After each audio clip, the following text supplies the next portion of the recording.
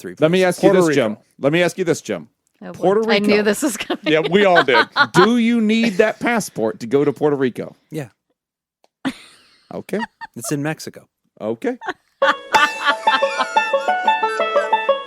It's Puerto Rico. Great. It's Spanish. Literally, no one's arguing. It means with the you. rich Oh port. my God. I think. Rico. All right. This Richard, episode it might is be brought to you Richard by Port. Dirty B. Dirty B! From fabulous Las Vegas, Nevada, which is not part of Mexico. Not this anymore. Is Pod Therapy. Las Vegas. Real We people, won that fight. real problems and real therapists. You can submit your questions anonymously at podtherapy.net or email us at podtherapyguys@gmail.com. And now broadcasting from the churn, that guy is Dr. Jim. That's Whitney. I'm Nick. It's time for some Pod Therapy. Man, so I want to go to Canada because I want to try some authentic Canadian food. You know. Poutine. There it is. What else? Other than poutine. And I still don't know what those are. Is that the Moose. cheese balls? Moose? Yes, it's the cheese balls. Molson. Molson? It's a Molson. I think that's it. That's it. Poutine and Molson. What's Molson? And don't forget Tim Hortons. Oh, Tim Hortons. Tim Yeah, Hortons. yeah. What's Molson? Beer. Oh, okay. Labatt Blue. Labatt There's Blue, another- yeah. Labatt Blue. Yeah, okay. I've never been to Canada. I'd like to check it out. And I we have a would lot too. of listeners up in America's Canada. hat. Yeah, I'd like to go to the west side of Canada. That seems like the cool place. I was just talking about on I think it was the most recent Ice Cream Social. I really enjoy when Canadians refer to the United States of America as just down south. Oh, Down that's south. fantastic. Yeah, I always love when they refer to this country as down south. I'm going like south down to Detroit. yonder. That's great. Yeah, that's Yeah. fantastic. Nobody's ever been to Canada in this room? Oh no, I've been to Canada a lot. I was going to say, I'd be surprised. If I you could have- have not, actually. That's You should go golf there, right? And then, Ooh. like- British Columbia. A lot of good places up that's what I there. hear. Yep. Is that the west side? Yep. That's the one I want to go to. Yep. Yeah. Or the Vancouver one.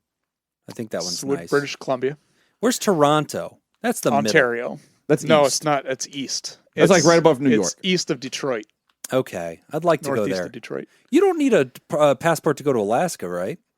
Not unless you want to go through Canada. You For should all get I your care. passport. Yeah, because for if you that. fly, If you fly, you do not. okay. If you Interesting. drive, you have to go through Canada. Yeah. It's very difficult to drive to Alaska without driving through Canada. If you get a boat, that's one way. Yeah, on a you can boat. drive a boat. A boat. I could see myself not doing that. It's too cold. I don't care for any of that. If I go to Canada, it's gonna be in the summertime, and I don't even think I'll stay there for longer than an hour. I just want to go and be like, oh, there's guys and horses, the red jacket people. And let's get a selfie. They're all over the place. all Just over, yeah. lousy with Mounties. Mounties, The, that's the it. red jackets. Swat them away. Yeah. Get out of here, Mountie. Ski, shoot. The clack pans, make them Yeah. go away. I'd like to They try hate that. when you do that. But, if I do any international travel at all, I expect that you should be very proud of me because that would never happen. I don't leave the state. I mean, especially going to, as far away as Puerto Rico. yeah, Yeah. that's far. I think Yeah. Spirit You gotta flies fly. there. They do. That's the only reason it's on my list because they do. That's a thing, and Yeah. I can use my fucking points. Oh, yeah? You can use your points? Did you I'm stop trying so hard, spending buddy. on the credit card as No, well? did I tell you about the update? No, I used the Jim's credit Spirit card. update Yeah, time. yeah. Spirit update. No, there's an update. So, why is this whoa? It doesn't have to be whoa. It's good news. Not Spirit update. It's going to be woe. Dr. Jim Yeah, just- Jordan's latest. Even if you don't think it's woe tale now. of woe. This jingle It'll got played end, twice it'll end today. in woe. Yeah, it's going to be woe. I looked it up, and the thingy on their website says that I'm a silver member and that I can use my points whenever I want. I don't have to wait a month. I can just use it. Now, whenever Finally. I try to check out, I still get charged. And so that part I'm confused about. But it did say that I won't, but I do. But it says that I shouldn't.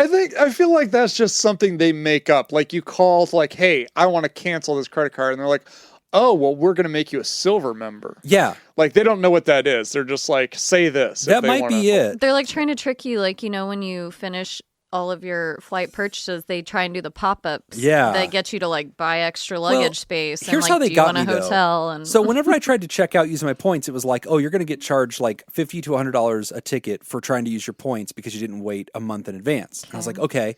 So then I was scared and I didn't do it. But then I looked it up and it said, hey, you're a silver member. You don't need to wait. You can just do it. But I'm like, but you guys totally tried to charge me when I did that. So then I figured out I have to call them and talk to them. But here's the problem. They charge you for that. how? If you call the helpline, they will charge you. And How? despite all of this, I've just looked up You're sticking Spirit with it. Airlines here. Yeah, he's pulled it up. I am currently a silver member. See, there it is. There it is. Oh, for looking it up. I've flown on Spirit like twice in the last 5 years.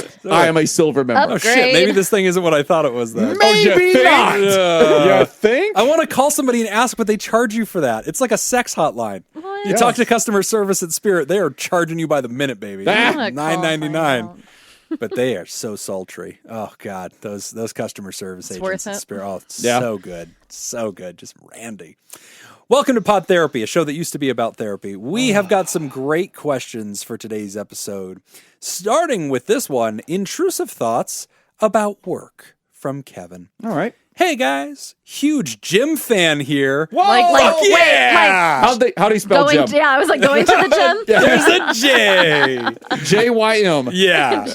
Typo. You know what, Ryder? You don't even need to finish this. I already know everything I need to know about you. Yeah. Hey guys, huge gym fan here, long-time listener, first-time caller. My question is about intrusive thoughts that I have that cause some considerable distress in my day-to-day life. For some background information, I'm a lawyer, and in therapy, I'm doing EMDR and CBT, and I'm on meds. I use Prestique daily and Klonopin as needed. Being a lawyer, I have many cases that stress me the hell out. I'd like to leave them at the office, but my worst cases and opposing counsels haunt me in my thoughts like ghosts.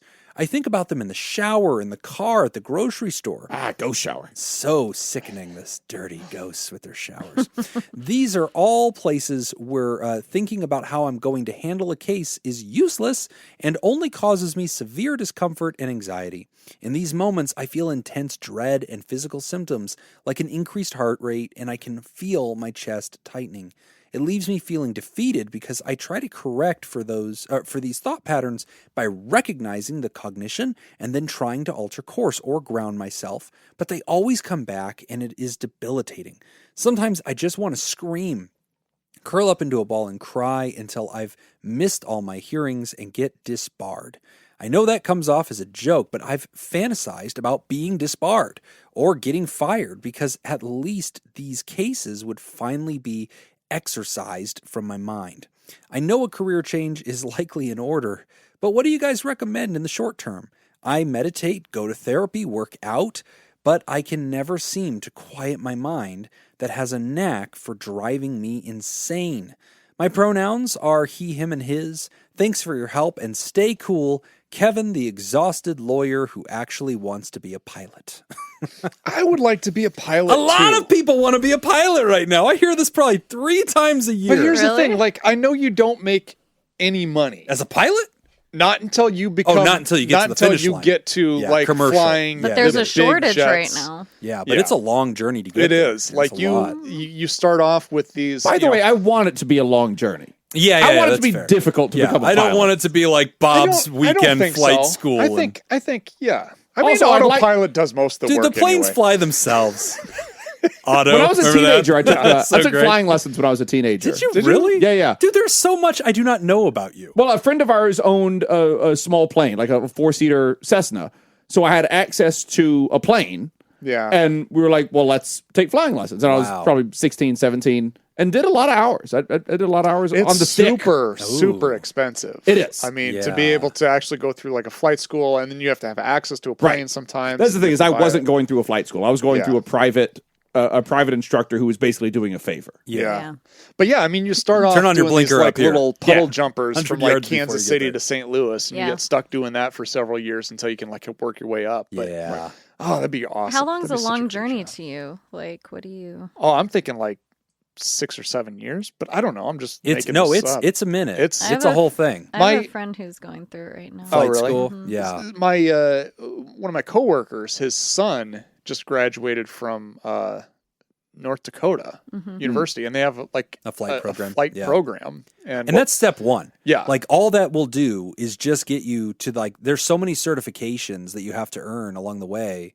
It's wild, man. I had a based young on man hours, start this though. in Right, 2019 and he has been full timing it. And he's a youngish guy, late 20s, gave himself to this career, went nonstop, and a military veteran, really did this.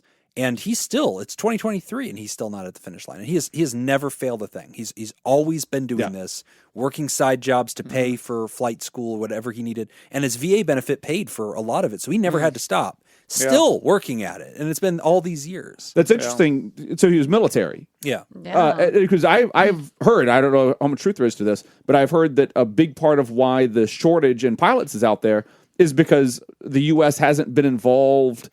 I know the U.S. is involved in like military things all the time. Yeah. But there hasn't been a big war. Oh, so now we're short on pilots? Yeah. Except for that 20-year shindig we did in the desert. That's the thing. So that's why we invented robot planes. No, but that's kind of it. Yeah. So like you have drones and everything now. You also have a lot of people who do the flying in the Air Force and whatnot now. A lot of those guys are career officers. Yeah. And so they don't come out of the military. Yeah. But when they leave, they don't go commercial pilot. They go work at Boeing and get paid. And there's also not a day. There hasn't been a war that has a draft.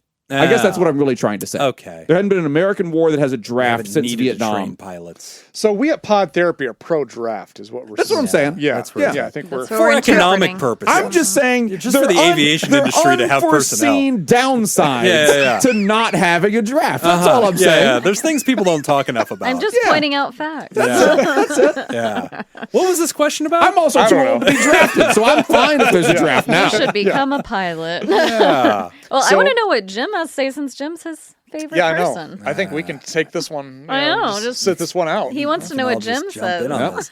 Man, I tell you, intrusive thoughts, thank you, are debilitating. They are. And I feel so bad for this. I mean, like, as a lawyer, so let's pit stop for the general audience for a second. Intrusive thoughts are something that a lot of people with anxiety or obsessive compulsive disorder or just any human can experience. And it's just these flash ideas. Sometimes it's an image. Sometimes it's an idea. Like if you're standing at the side of the Grand Canyon, you're standing there with your family, and suddenly you have this idea of like, I could just push them in. And like all humans have these little flashes of thought. It's that we don't take them seriously. Especially when they're around Jim's family. Specifically. Mine are like, what's keeping me from jumping over? And Jim's are like, yeah. I mean, it could be homicide or suicide. Have you met Jim's kids? Yeah. They're terrible. Push them right in. We can learn a lot by just like, okay, everybody say your intrusive thoughts on 3. Right. I've already made that mistake in life. I fell for that once. I'll never again. I was like, oh, that's not where my head was. But that is another example. Is like, oh, I could jump in. And then it's like, oh my gosh, am I suicidal? And that's exactly what we have. So many patients that'll come to us and go, I think I'm suicidal. You know, if you need to send me to a hospital, it's okay. And we're like, okay, wait, what is your fear again? Like, well, I thought, what if I killed myself? And it's like, okay, but you're scared of it, right? It's like, yeah. It's like, okay, you're by definition not suicidal. You're really bad at being suicidal. In fact, I had a client who's like, I think about just what would happen if I just veered my car off the road. I was like, do you want to, or are you just thinking about it? She's like, I don't want to. I was I'm scared like, I will. Well, then no. I was like, you're good. That's an example of an intrusive thought. And there's tons of them. And there's a great book on this. We reference it all the time. It's called Overcoming Unwanted Intrusive Thoughts. It's great. It goes chapter by chapter, identifying different types. There's ones about sexuality. People will say, "Oh my gosh, what if I'm gay?" And it's like, okay, let's talk about that, right? But a good therapist can help differentiate between a person who's really, questioning where they're at and a person who is frightened, right? And it's a form of anxiety. So in this case, we have this lawyer who's having these intrusive thoughts, which apparently are like haunted memory thoughts. Of like being defeated. Old cases. Yeah, I thought that was kind of interesting. It's not like a current, or as far as I can tell, not a current case on their mind. It's like it's that highlight reel of shame. Yes, which sucks. But like he's already doing the work. He's doing EMDR. He's doing trauma work. I know. I think that's really great. We also need to know what those 2 medications that he listed. What do those do? What are they? What do they do? Pristique and what was the other one? Klonopin. Yeah. So Klonopin's just a benzodiazepine. That's Xanax basically. So taking that for acute, anti-anxiety. Pristique, I think, is an SSRI. I want to say. I looked it up because I didn't know that one either. Is it an SSRI? And it's norepinephrine. And, it's an SNRI. Yeah, that. Okay. Yeah. So that's just like a long-term reuptake inhibitor that would be helpful for anxiety and also for depression. Great. So it's great. I mean, gosh, you're doing everything. I mean, that's what's crazy about this. I mean, you're taking the medicine, you're doing the therapy, meditation techniques, how to question the thought and do CBT. I mean, I guess the one thing that I would throw out there, I'm interested in what you guys all think, is just that even when you're doing the right thing, like me, I literally have a doctorate in this, I still have intrusive thoughts all the time. And yeah, sometimes I am crying in the shower because I want them to stop. And that is what it is like to live with a chronic long-term mental illness. And a lot of times, buddy, what we're doing is we're managing it. We're trying to have more good days than bad days. We're trying to get better and better at this. And a lot of times it's radical acceptance. It's sensing the thought coming, detaching from it, non-identifying with it, telling yourself that just because I have this thought doesn't mean it's true of me or doesn't mean this thing is likely to happen. But it's still really scary, man, because it's just this highlight reel of pain and torture in your brain. And you can't turn that movie off. It's just a real kick in the balls. What were you going to say, Nick? I don't know. No, that was deep. Yeah, that was deep. No, so part of me was thinking, I kind of caught on the same thing, like, okay, wow, this is interesting that you're doing all of these things and there's still no result. So then I kind of had this thought of like the chicken versus the egg type thing where, you have this career and it's causing these thoughts, but what if it was just kind of this way that your brain works that drove you to this career? This attention for detail and this hyper focus that made you able to succeed in that field, and I don't know. That's just kind of the initial thought that I had. So maybe this is something that I think the biggest thing, the most important thing, I kind of agree with Jim, would really just to be acceptance of it and just kind of some you're already doing some meditation around this, but you're just being able to kind of remove some of the power that it has over it. Maybe being able to kind of look at the benefits, like, how have you been able to use this to be successful? And kind of changing some of that might take away some of the power that it has over you. It may not be something that goes away, but maybe you learn to coexist with it in a sense. A lot of times, especially with this, that is a big part of it. I have had patients that I think have made what would amount to a full recovery. I've had patients where what we're really aiming for is remission and like just trying to get to a place where it stabilizes for lengths of time. And then there's a lot of folks, and I'm one of them, who we do not really ever achieve remission for very long. And so like, it's just learning what our toolkit is and how to manage it.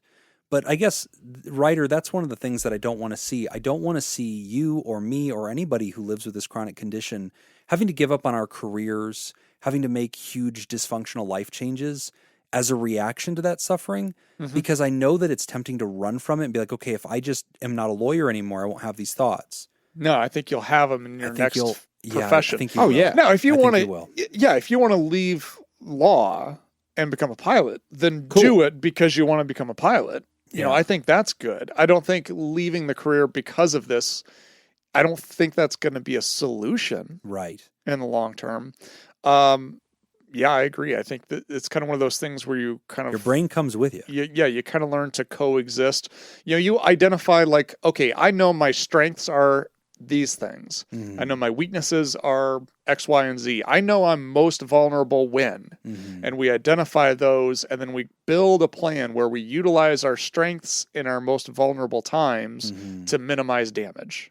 Yes. Right. And so you kind of build a strategy that you live your life around, as opposed to complete avoidance. Because when you utilize when your focus is complete avoidance, then really what you're doing is you're giving it even more power. Right. Because you're saying that this is so powerful, I need to avoid it. Well, now we've made it even more powerful because now it's scary. This is a huge thing that happens to a lot of us with this problem, because like a lot of times generalized anxiety disorder, obsessive compulsive disorder, they're all very adjacent, and like any one of those symptoms can like switch lanes for a week and you could probably change the diagnosis, but like with intrusive thought patterns and especially if you tend into the lane of OCD, we do become extremely avoidant. And like, that's one of my problems is like I'll be so afraid of experiencing intrusive thoughts or the things that frighten me that then I will not participate in entire portions of life because I don't want to experience that discomfort. And a lot of people don't realize that is a form of anti-compulsion.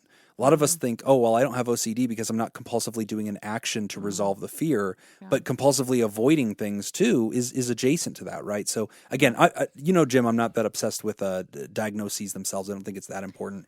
But Ryder, I just want to point this out. we can become avoidant, as Nick was saying. And one thing that's really helpful with your particular type of intrusive thought, and if your therapists don't specialize in intrusive thoughts, sometimes it's really hard because you can have a CBT therapist, you can have a really good trauma therapist doing really great work with EMDR. If they don't specialize in intrusive thoughts, and very few do, they're going to be limited in the toolkit that they have for you. Like, the only reason I specialize in it is because it beats my ass every day. Like, yeah, I've got your bully. Like, your bully is my bully, so I have tricks. Like, you got your degree on the streets. Yeah, that's right. That's right. I learned it on the streets. Fuck you, Freud. I learned it my way. But like, one of the tricks that I use for this particular brand of intrusive thought, where you're haunted by your past and obsessed over your mistakes. And you feel, and actually what's interesting, this gets to be a quick plug, patreon.com/therapy. Every Monday we release stuff. This week was my week, and I released excerpts from my book, Dad Vice, 50 Fatherly Life Lessons. You wrote a book? You wrote a book? Thank you. It's not just for dads. But I read a chapter, and one of the chapters. Sounds like it's just for dads. Thank you. It's not. One of the chapters. Sounds like it is. It's really not.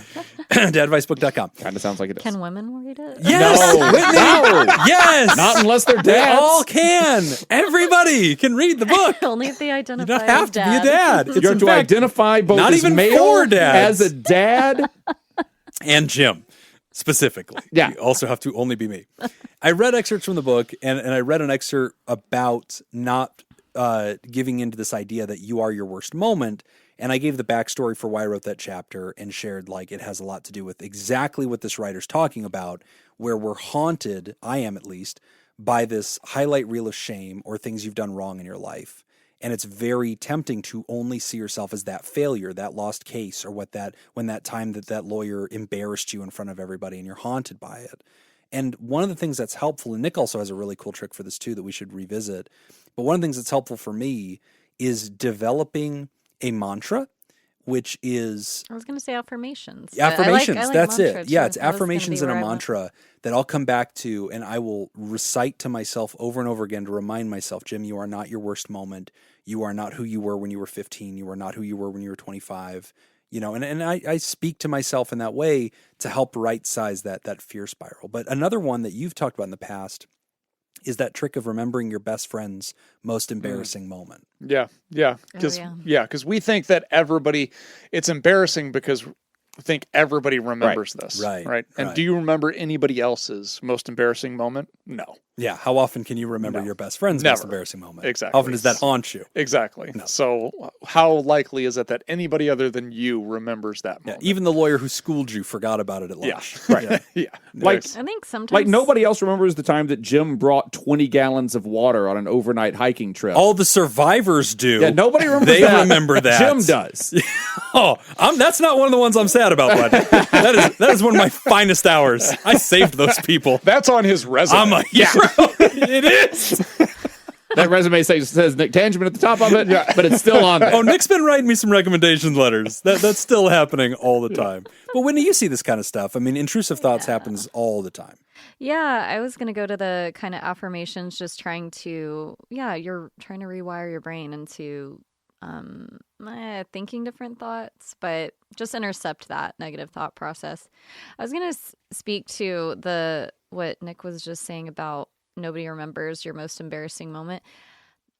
I wonder, though, how often it's focusing on what other people think versus what you think about that moment. Mm-hmm. Like, if I focus on, I missed this soccer goal that would have been clutch or whatever, I might replay that in my head because I'm like, why didn't I get that? Why didn't I do that the right way? And it's like more like me reflecting on myself as a soccer player or whatever the category is. So I think that can be kind of challenging too, because the ruminating might be, this is defining me, kind of what you were saying in the beginning. This is who I am, and I'm not going to change. Or that was me when I was 15, and it's like, why am I still thinking about that? But the other thing that kind of ties into the affirmations, I know you said you did a lot of the therapy stuff, so maybe you just didn't write this down if you were doing it, but some form of journaling about those thoughts, also to track it, because sometimes if your thoughts are really that intense, it might be hard to see if there is improvement or if it's happening less often. Maybe it's not, or if it's happening more often, or when it's happening is there a certain trigger that is tied to this, or I don't know, just to help share with your therapist more than anything, not to help you avoid that trigger. But Right. yeah. That's a great point. The journaling thing, I think sometimes when we suggest that, people are like, oh, I don't want to fucking journal. Why do you guys always recommend journaling? It sounds so basic. I was Yeah, like, but it's not just to process thoughts. A lot of times it is to improve awareness. It's to look for patterns. Yes. It's actually record keeping. yeah, is kind of maybe what it switching is. it to record keeping Yeah. instead of journaling. It's funny because I Ooh. just had Might a steal that. session tonight with one of my personal training clients. It was a coaching session, and so we were talking about a lot of the thoughts around exercise and just kind of like not being motivated. And the issue was like all or nothing thinking, where it's like, okay, well, I don't feel like working out and it's too late now. So if I can't do a whole workout, fuck it. I may as well not do it all. Right. And then we kind of had this Guilty. thought, yeah, Like of like, and one of the approaches I take with a lot of my clients is like, okay, if you go to the gym and you go to the gym with the mindset of, I'm going to go there, I'm going to step on the treadmill, I'm going to walk for 5 minutes and I'm going home. Yeah. And if you just start with that, and if that's your only accomplishment, that's great. And then his objection kind of to that was like, well, but then I just feel like a failure and so on and so forth. And we kind of started talking about Address okay, the well, feeling. yeah, so we need to kind of change that to like, if I had $5 and it's like, here's $5, like, well, it's not 100, so I'm not going to take it. Yeah, would you take it? Yeah, That's it's a like- great. Right. That's a great It's analogy. like, no, we're hustling. Yeah, Right? I'm Okay, taking like it. this is we're gonna get 25s chunks here. is a bill. Yep, we're Yep. getting bits That's a here, we're great getting hits here, analogy. and it's about the collective whole. And I don't remember where I was going with any of this. Oh, the Incremental journaling progress. and record keeping. Oh, yeah. So we were talking about like journaling some of these thoughts and stuff like that. And anyway, I noticed right away when I talked about journaling, he kind of shut down. Yeah. And then when I kind of talked about like, no, I want you to just write some stuff down so we have something to talk about next time. Yeah. I was like, all right, yeah, I can do that. Yeah. You know what? I stopped Yeah. calling it a Like, journal for men. yeah. Do you know what I've started calling it? And it works every time. What? Same thing will happen. And this is universally true. You talk to men and you say, like, if you talk to women, this is stereotypical, but you'd be like, I really want you to, consider journaling. Like, oh yeah, I do. Like, great. They already Yeah, do. Thank right? you. Yeah. I have an Oprah one, like, okay, cool. They have their own, like, embroidered one. With men, you say, yeah, I'd really like you to start journaling. I'm like, okay. And it's like, you're not going to do it, are you? No. And I say, what about a captain's log? Would you do a captain's log? And they're like, what is that? And I'm like, it's whenever you turn on your phone and you just put on the voice memo and you go, captain's log, stardate, June 2023. Today I was feeling shitty. Just like go, like, yes, like, I'm willing to do that. Oh, and then this is when your patients steal your lunch money. Yeah. This is around the time that they beat me up. Yeah. Star Trek works, baby. Star Trek works. Ryder, my last thought on this one, because sometimes we can become avoidant when we have these kinds of intrusive thoughts, and it sounds like you slightly are because you're hoping for to end your career. You might want to consider talking to your therapist about an approach which has to do with exposing oneself to the thing that you're afraid of, ERP, exposure, I think, in reaction processing. Yeah. But that is sometimes a really effective way, and it can be done without actually going and facing a bully. You don't have to touch a spider. If you're afraid of spiders, there's an entire set of skills that your therapist can walk you through that is imaginal. And so that could be really helpful to help you simulate a scary thing or a setting that you have fears and bad memories about. That allows you to kind of build a resistance to it. And for a lot of people, that really reduces the power of intrusive thoughts. So Isn't that kind of like EMDR? EMDR is trauma work. Yeah, usually my minimal understanding, so do not quote me. But I thought it was like recalling the trauma. So for him, if the trauma is like the courtroom, I would think it would be related. I think it would be helpful. Yeah. But I mean, I don't But know. don't you like adjust like your body so you're adjusting your reaction to that? I think it's reprocessing with that bilateral stimulation Yeah. component. Mm-hmm. But yeah, you're right. I think there's It's similar. I'm not there's a saying lot it's of the same, grounding but that they're doing yeah. in it too. So Yeah. I think it's a good track. I mean, Yeah. this is probably a good moment to say that we sing the praises of EMDR because I think anecdotally we hear a lot of colleagues studying it and enjoying it, and a lot of patients seem to have benefited from it. But yeah, if he's not, then Well, maybe yeah, try probably something take a else. quick beat to just point out there's not a body of scientific evidence backing EMDR up. And so for some patients, if EMDR is not working for you, it's okay to tell your therapist, like, hey, I don't prefer that method. Can we just do traditional trauma work? Yeah. But ERP is a really effective way to deal with intrusive thinking. It's an OCD technique. It's helped me a lot. And so that might be another one to take a look at. But one other thing I thought of too, which this might just be avoiding the issue, is that as a person with a law degree, you don't have to be like a trial lawyer or whatever's happening there where you have these cases. Switch roles. Yeah. Like I know someone who's an estate lawyer and there's stressors with that, but gosh, she is chill. Like it is. Or be a mob lawyer. Ooh, yeah, lots of benefits to that. No anxiety, sweet gig. You do get to be the mayor of Las Vegas later on. That works out really good. Yeah, or just sign up to do a round of. They have being a good Trump body lawyer. hiding site too. Yeah, they know all the body hiding sites. That's right. Also, it's fine to tell your therapist to absolutely go fuck themselves if they suggest that you do a captain's log. Okay. That's a perfectly fine thing for you to do as well. I feel that it's not, but you know what? Tomato. I was going to say it's okay to punch him in the neck. So thanks, bud. You dialed it down. Yeah, you know what? I'm going to walk. With, I'll take what I got. No, I accept. Door number 1, please.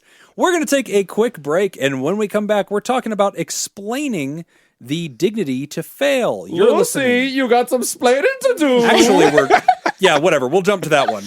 That's actually the third question, but fine. Yeah, you're listening to Pod Therapy. Today's episode is brought to you by Robert Brownie Jr., Mintz, Kayla Lansbury, Cindy Ash, Kevin Chamberlain, Ben Stanley, Adam Hathaway, Myra, Lib, and Heyo. Heyo! And if you'd like to become a sponsor and go to become a therapy producer, go to patreon.com/therapy. All right. Should. Trivia this week.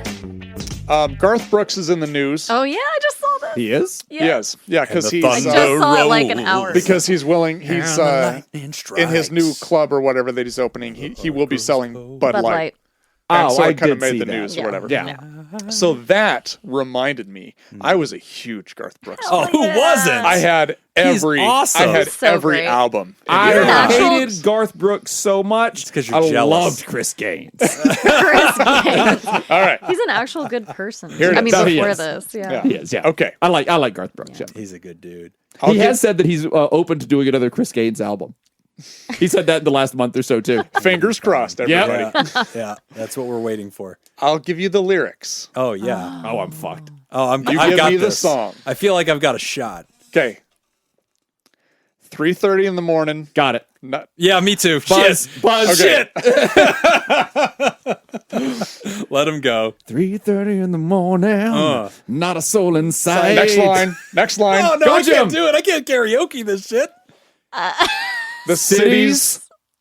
I don't know. Cities looking No, Like a like a ghost town I can't do on a this. moonless summer night. Summer night. Okay. This is Thunder Rolls, right? Yeah, that's what I thought. Yeah, Like yeah. Thunder I Rolls, can only right? do the chorus. Yeah, that's all I got. Raindrops on the windshield. There's a storm moving in. He's heading back from somewhere Oh, keep that he going. never should have been. I would not. have done. Thunder Rolls. All right. I recognize that I showing their started the ages. before I Yeah. buzzed in instantly saying that I was fucked. that I nailed All the right, first here one. we and go. didn't Thank know you the for lyrics. bailing me out. All right. Next one. This is good because I made a multiple choice, but fuck that. No. I like buzz in and doing karaoke style. All right. Here we go. She does her best to hold him when his love comes to call. Oh. But his need for it controls him, and her back's against the wall. And the Thunder Rolls. That's all I can hear too. And the Thunder Rolls. We should have never sang. I know. They're all Thunder Rolls. I believe you're talking about Jolene. The No, Dolly Parton no. hit Jolene. Yeah, that's what I heard too. I'm like, is it Jolene in there? I don't know. She does her best to hold him That's when all we his got. love comes to call, but his need for it controls him, and her back's against the wall. I think we need the choices. Yeah, give us the Yeah. choices. Okay. Rodeo. Ooh, rodeo. The beaches of Cheyenne. Papa loved Mama. The river. I think rodeo. She's going in on rodeo. It is rodeo. Yeah, right. the back. I wouldn't have gotten that one. I didn't have that one either. No. All right. Well done. So Yeah. it's a tie. It is. And I'm not on the board. Just for everybody in the room, we're skipping question 2 and going to 3, and we'll do 2 at 3. Everybody got it? Got it. You're in charge, Captain. Thank you, Captain's Captain's Log. June fuck up. 2023. See, it's fine. It's fine. I didn't fine. get punched You in can the just neck. tell him, I'm "Shut the really fuck good up." with it. It worked. Explaining the dignity to fail from Coffee Maple Scoop. Esteemed Pod Therapy coterie. Thank you. have mentioned Jim. And Jim. You've mentioned the phrase dignity to fail a few times over the years, and I was wondering if you could expand on it. For context, my brother-in-law is separating and the divorce papers are not being submitted expeditiously enough to the satisfaction of my mother-in-law. I mentioned that he may not be ready to take that big step, although everyone has suggested it. His former spouse is newly engaged, and we all hope he files for divorce before her new relationship falls apart. I don't wish her ill, but we don't know how stable either relationship is, as her fiancé is also still married and living with his wife and kid 2 hours away from her. We've also recently seen her temper explode when she disagrees with my brother-in-law regarding the care of their kids. I mentioned to my mother-in-law that we have done what we can, as we have all made several suggestions to my brother-in-law, but he is old enough, a spry 40 years old, to be granted the dignity to fail. They all looked at me weird, perhaps because he is the youngest of the siblings and has always been looked after. So, my question is, am I way off base with my comments? Did my English second language kick in and I misinterpreted or misused this phrase? Thanks for the knowledge and the laughs and bringing in a new perspective. Cheers! Coffee Maple Scoop, he and him, P.S. I'm now teaching special ed in middle school, and I considered testing my class's ADHD diagnosis by having them listen to and report back on Jim's 6-hour ADHD deep dive, but that would just be cruel. Such an asshole move. Yeah. We're mandatory reporters, so we have to tell somebody about this. Yeah. True. Yeah. To be clear, Ryder, you're not an asshole. The guy who made a 6-hour deep dive into ADHD, Definitely that this guy's guy. an asshole. Whoever that dick is. So what's dignity to fail? Yeah, that's a good... That's Jim's phrase. So. Okay. It's kind of my phrase, but it's... Sounds nice. Okay, I use it in therapy land a lot. I think we all have different ways to communicate the concept, right? So a lot of times it shows up in addictions work because we'll have somebody who is not on the program. They're not going to do this. And it's like, okay, you'll talk to their family, and the family's like, what are we going to do? How are we going to save them? You know, how many times, Nick, have we had that conversation where like family members are like, so what are you going to do about it? How are we going to get this guy off the ledge? Like, he wants to get out there and drunk again. Like, what are we going to do to stop him? Mm-hmm. And we have to explain, like, failure is part of the process. I'm not rooting for your person to relapse, but I am going to afford them the right to be treated like an adult, the right to choose their own path. And if they fail, that's okay. And so that's kind of where that There's a phrase lot of is. learning experiences in failing. I was going to say, what if it's your friend's middle schooler? Do you give the same advice? Well, and even I if think it's I've not, done that. yeah, because even if it's not a middle schooler, like it's still scary advice to give because obviously there are a lot of people who don't survive that fall. Right. Like we talk addictions work. This is the thing that has always frustrated me traditionally with working in a substance use disorder is people will say, especially the old timers, you got to hit rock bottom. Oh yeah. And it's like, but like not everybody survives hitting that rock, Yeah. Right. You know, Yeah. and if they did, then it probably wasn't rock bottom. Right. Yeah. Yeah. You know, There's rock bottom has a basement. Yeah, I Yeah. kind of think of rock bottom as being death. And so it is really difficult to see somebody making a decision that could result in some permanent damage when you feel like, okay, well, if I can just like hold them down, then they can't make this decision. But then there is kind of that right to autonomy, Yes. you know, where you kind of have to say like, okay, well, we can provide them whatever tools we possibly can, you know, wrap them in styrofoam so that when they hit, hopefully they can survive it, you know, or do something to minimize the damage while still allowing them the ability to make a bad decision. There's a lot of Pod therapy just codependency don't want you to wrap your friends in styrofoam. anymore. That's the advice. That's it. That's what I Solid heard. move. Plastic bags. Yeah, That's yeah, how yeah. you do it. Yeah. Just around the head. Yeah, just the face. On the head. There's no way we don't get sued. Yeah. Hey, Kevin, I got a new job for you. You can come be the pod therapy attorney. We need one. Yeah. We do not pay. So this dignity to fail concept, I think applied really well with addictions work. It applied really well with codependency. because you'd have people that were helicoptering, right? Trying to protect people. Yes. They're trying to cure, control Yes. the problem, right? And so we wanted to coach them in this way that gave them a proactive action. Because a lot of times allowing somebody to go into difficulty, you feel as if you have abandoned them, or you feel as if you're being unkind. And this phrase is meant to be empowering to sort of say, actually, you're giving them permission to be an adult. You're affording them the dignity of failure. And that's also to say that you're allowing them to be a real human. Like if you just protect somebody and baby-proof the world for them the entire, life, you're actually not doing them a favor. Mm-hmm. You're denying them that word dignity. Mm-hmm. So that's the idea of the concept.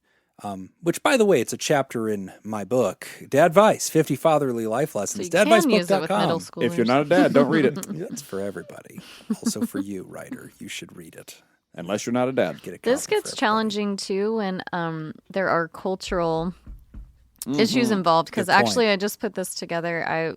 When you were describing that, I thought of a client I work with, and there's a cultural nuance in that where she's talking about her family not wanting, her brother to. He is the youngest too, actually, to fail, but he's in his early 20s, and I'm like, oh.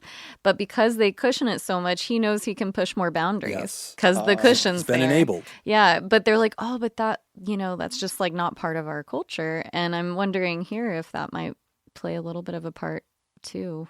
That's always a very interesting, not quite ethical dilemma, but nuance Yeah, that I think a lot of nuance. therapists have had to think through, because you do have some cultures where like, no, we do not abandon our own. Yeah. We are meant to sacrifice. Or you'll have like a situation where an older sibling is meant to like work 2 jobs to like retire their parents Yeah. or something like that. And you're like, hey, that's not healthy for you. Like, let's talk about independence, talk about autonomy. And they're like, yeah, that's Western devil values. Yeah. We don't have those. Like, we take care of our own and we sacrifice. Yeah. Like, okay. Well, let's talk about your depression then. Yeah, it's so deep rooted. You're like, okay, that's different. But Yeah, there's not much you can really do with that. I mean, you kind of have to respect someone's cultural. I think giving them background permission and- to question it if that's what they Yeah. want to do. That's true. Yeah. Because usually if you just allow them to encounter the tension between the way they're having to live their lives and what they're psychologically experiencing, at least that is healthy. Yeah, You don't have to have a solution for it. Like, Yeah. just that is therapeutic, if you happen to have arrived at that, to notice the tension. But, Ryder, this is, I like this phrase. I think you used it right. I think that you're describing a situation to your family of like, hey, we can't safety net for this person forever. We're all sitting here pulling our hair out, fretting, wondering if he's going to get this right. Should we nudge him? Should we get the paperwork filed? What's going to happen next? And I like this phrase because it gives us a way to act. It gives us a way to act by non-action, by resigning ourselves to saying, I'm going to respect him enough.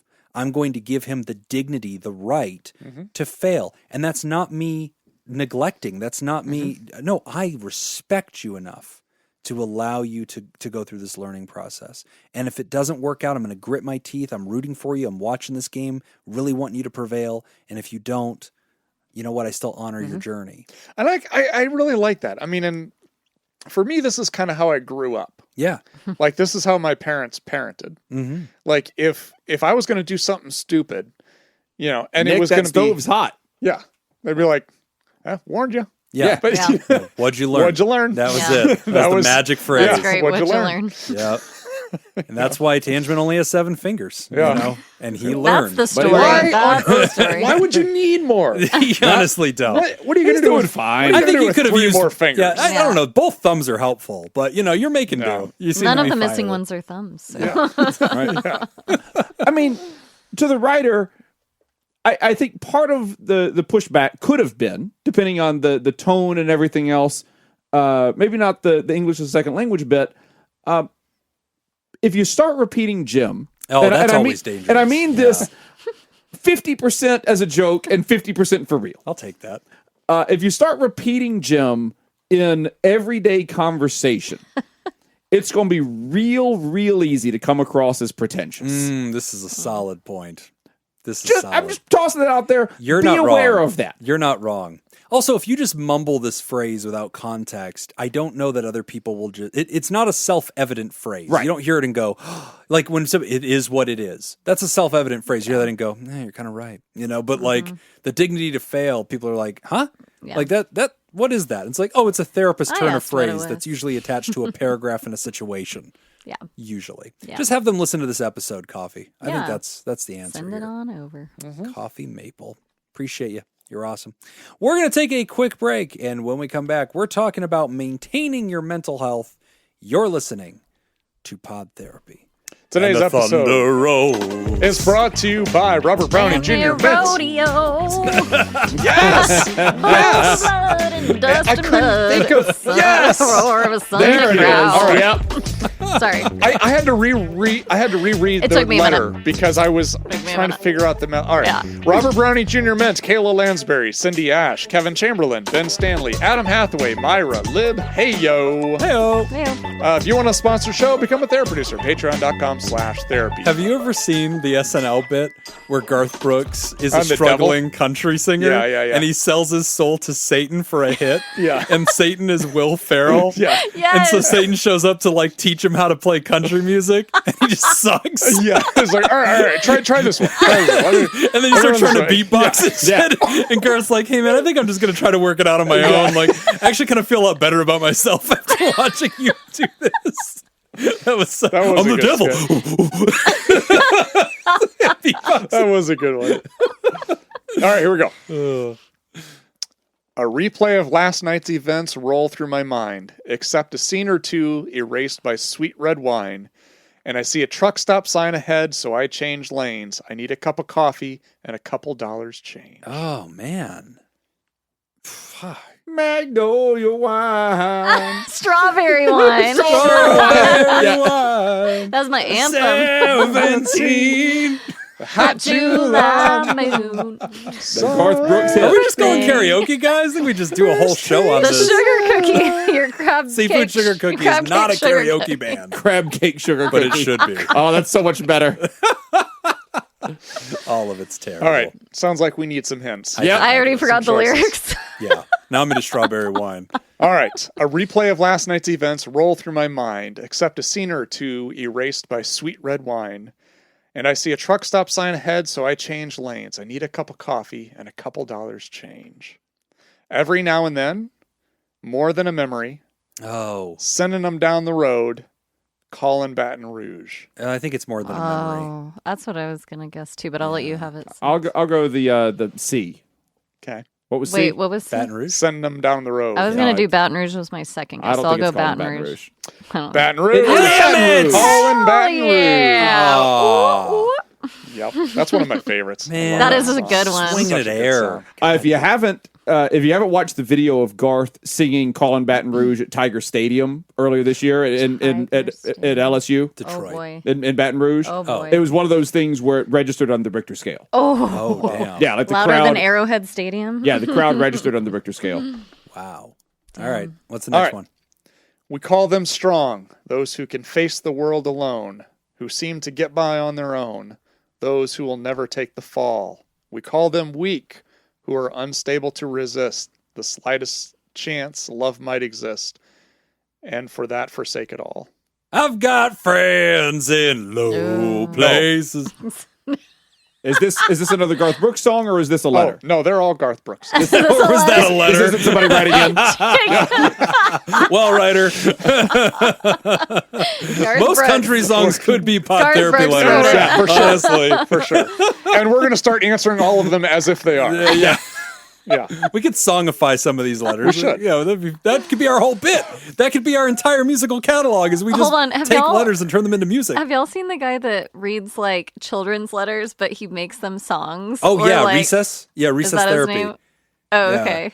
You're talking about the corn song? No. Oh, okay. No, it'll be like he'll find ads or like reviews, and it'll be like he'll turn shit into songs that Okay. aren't Oh, that aren't really? songs. It is hilarious. I'll send you a link later. I need it. Yeah, sorry. Go on. What are our options right. here? Standing outside the fire, Oh, shameless, stronger than me, against the grain. I'll go Standing Outside the Fire because that's the song that I've heard of out of that Yeah, list. same. But I'll let you've Jacob heard have of. it. Wait, read the I'm sure I've other. heard the read the others, other options. Shameless, Stronger Than Me, Against the Grain. I'll take American I Outlaw. think Against Stronger the Grain Than was Me. his first hit. I'm just I'm an guessing. American Outlaw. Stronger Than Me. Half is Cherokee and Choctaw. That's My Indi- mama, that's she's a Indian Chippewa. Outlaw. Okay, Jim's out. I'm a one of a kind. What'd you say? A. Standing Outside the Fire. There it is. There it is. That Point. was- yeah. Damn it! It Damn. is 2-2 to Ooh, nothing. showdown. Man. Oh, All this right. is going to be good. I think it's got to The be a Southerners, karaoke. That's right. obviously. Yeah, make Yeah, them yeah. sing off. That should be I was the never answer. a Garth Brooks Sing off. fan, but I was just like inundated with it. You're like, Yeah. that It's was just it. it's That's in the my one. head. No, nobody's a Garth Brooks fan until it starts playing, and then Oh, you yeah. can finish every lyric. And you're Right. like, oh, I guess I am. Yeah. Yeah. Yeah, it's kind of like being a Taylor Swift fan. It's pretty much the same thing. Totally. Yeah, pretty much. T Swift. Maintaining mental health. Hello, my audio ethereal friends. I was taken aback the other day while discussing recent life events with a friend. Basically, I was talking about some of the things I have going on in my life, which includes the slow process of job finding in the field. And I stopped myself and said, yeah, these are all things that I should be talking to a therapist about. But first, I got to get my money right. I kind of stumbled upon this thought without... I get it. Yeah, it's a real thing. I kind of stumbled upon this thought without intending to. And I'm sad to say that no matter how depressing this thought is, it's also very true. What kind of advice could you give to someone to help them maintain what semblance of mental health they have while working on the job situation? Optional comment, the job is literally just for insurance, crying. P.S. I'm looking into being a commie, and unfortunately, the idea never quite took off in the United States. Thanks a bunch. Well, if we get that draft going. That's right. That's right. I'm not saying there should be a draft. No, I'm just saying no, not at all. unintended, Yeah, unintended yeah. consequences Think it to through. decisions. Yeah, not having a draft is a decision, you know, Yeah. and it might not Your be what's your good. opinions were well received. I thought think. so. We I all, think so, we all yeah. understood. Strong argument for the aviation labor. Yeah. That's what we need. The pilots. You're union just looking came out up for with this. everybody. That's right. Just want planes to get where they're supposed to be on time. So the Cheap flights question for is all. how to get mental health help with While looking for while a job. looking for a job. Yeah, because Basically that kind of a- process is stressful. And it sounds like the writer's kind of asking for like, what is a band-aid approach temporarily to until. Well, the writer also Pod said therapy. they need. Yeah. No, don't say that. People are already quoting the show to friends. This is already bad. None of this is going to go well. But no, this is a real thing because here this writer is saying, I need the job for the insurance. Yeah. But the process I'm going through to find this job is harming my mental health. I should be talking to somebody about this. What the hell am I supposed to do? That's the catch-22 we find ourselves in. I don't think there's any. It's tough to answer this question because I don't want to give you an answer and then that be interpreted as like, well, here's a good replacement for a therapist. Yeah. Because I don't think there is one. It'd be like an older cat. think- Mm. yeah. Yeah, just get yourself an older cat. That you Good can just talk listeners. to. Good Yeah. listeners. One that's not getting up anytime soon. There It's you going to go. put us out of business. If everybody gets a cat, then we don't have anything to talk about. I got bills to pay, Jacob. Cats are expensive, James. Got a family. The student loan thing is sunsetting. I got fucking to catch up. So No, I don't know. I think, honestly, building your support team around you, having friends, having, people that you can just meet up with, talk to on a regular basis, socializing, I think is going to be very important. I don't think it's going to be a replacement for therapy, but, just being able to talk through is half of therapy, just being able to verbalize what you're feeling, your emotions. So that's a starting point. yeah, I like that. I mean, couple of cheap options just to remind everybody. It's been a while since we reviewed them. If your state has a university or college where they have grad students and they're training therapists, you will almost always find free therapy associated with them. Yes, that's a how good point. what I did in grad school is a community resource center, but it was on campus as the same campus as, all my classes were and all Yep. that. But it was sliding scale. So if you go in and say, hey, I'm broke.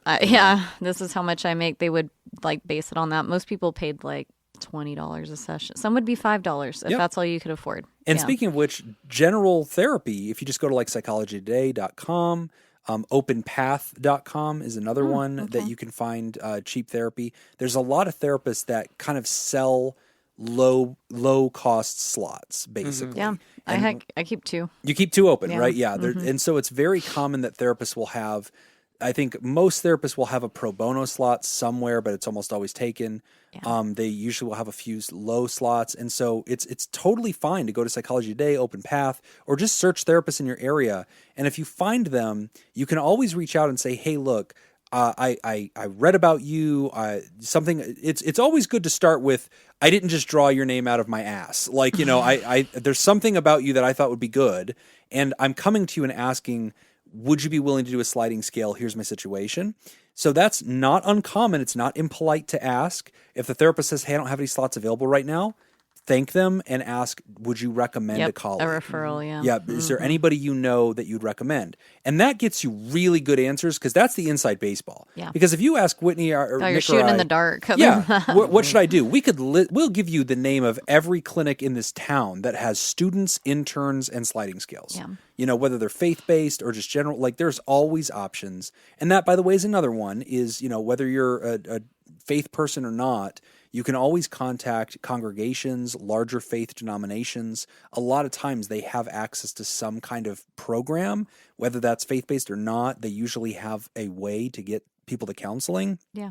That's a good way to get some cheap counseling too. Absolutely. I would think, and tell me if this is true or not, I would think with the online therapy, Zoom meetings, that kind of thing, becoming so common now.